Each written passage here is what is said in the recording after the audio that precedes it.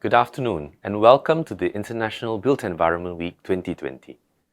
This year's edition is being held in unusual circumstances. It will be entirely digital. The activities will also be spread out over a month as we are focusing on immediate issues relating to COVID-19.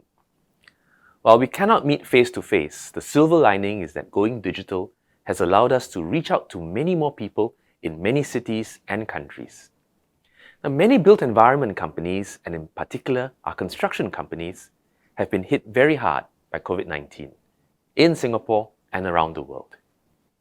In Singapore, on a quarter-on-quarter annualized basis, the construction sector contracted by 97.1% in the second quarter of this year. The difficulties faced by our industry are significant and for some, existential. These include work suspension, supply chain disruptions, cash flow issues, to name a few.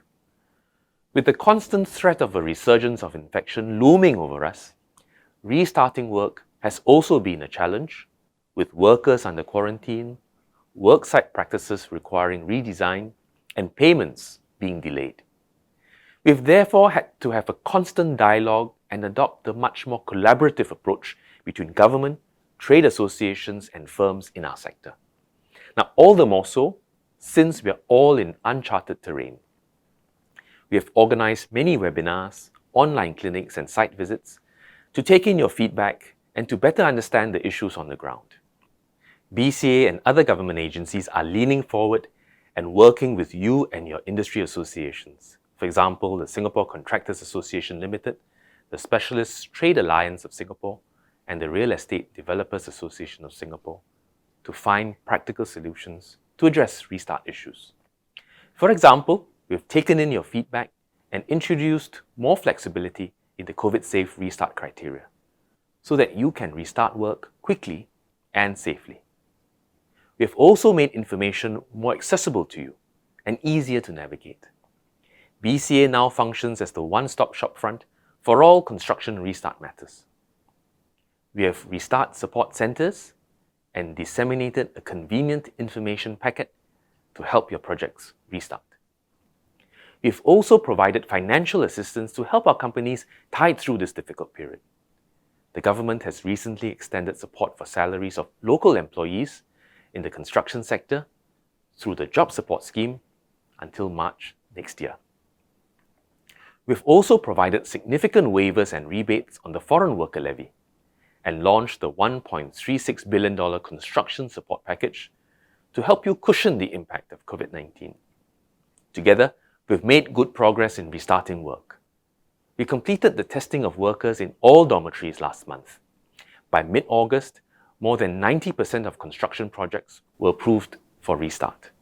But while we have made progress together, the construction sector is not out of the woods. There is the risk of resurgence of infection if we are not careful.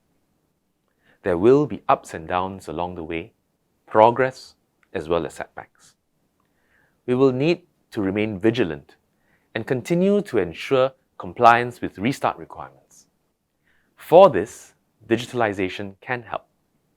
Adopting digital solutions can allow our firms to resume work safely despite the challenges posed by physical distancing measures.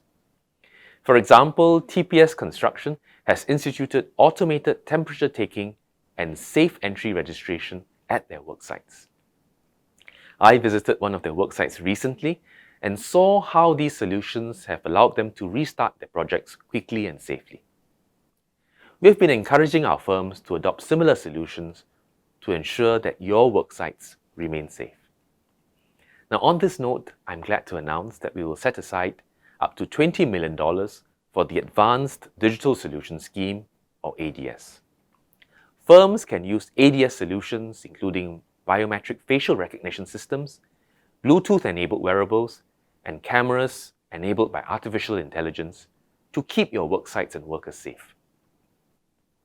Even as we deal with immediate restart issues, we must continue to improve our work processes to remain viable in a COVID-19 world. Cloud-based solutions can help. Cloud-based solutions allow for project files to be seamlessly shared, accessed, tracked and updated by different stakeholders throughout the building lifecycle. This includes building specifications. Our design consultants can avoid the time-consuming process of creating their project specifications from scratch. We've worked with our partners, the Singapore Institute of Architects, the Institution of Engineers Singapore, and the Association of Consulting Engineers Singapore, who have jointly developed the Intelligent National Productivity and Quality Specifications, or INPQS for short, which will be available from November of this year.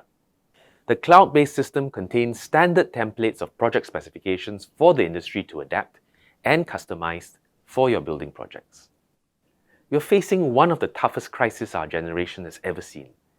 The built environment sector, both locally and globally, will need to navigate a new normal, one that is unfamiliar to us and daunting.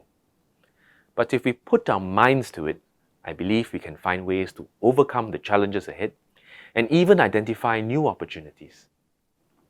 Even as IBEW goes digital this year, it continues to be a platform for the entire built environment value chain to gather, exchange ideas and best practices, and generate new solutions to advance the sector. Some of our local firms have embraced innovative practices and adapted their businesses to become more resilient. They will be sharing their experiences and innovations at IBEW. So do find some time to join our webinars and virtual trade shows. On this note, I wish everyone a productive and rewarding International Built Environment Week 2020 as we seek to position ourselves to emerge stronger from this crisis. Thank you.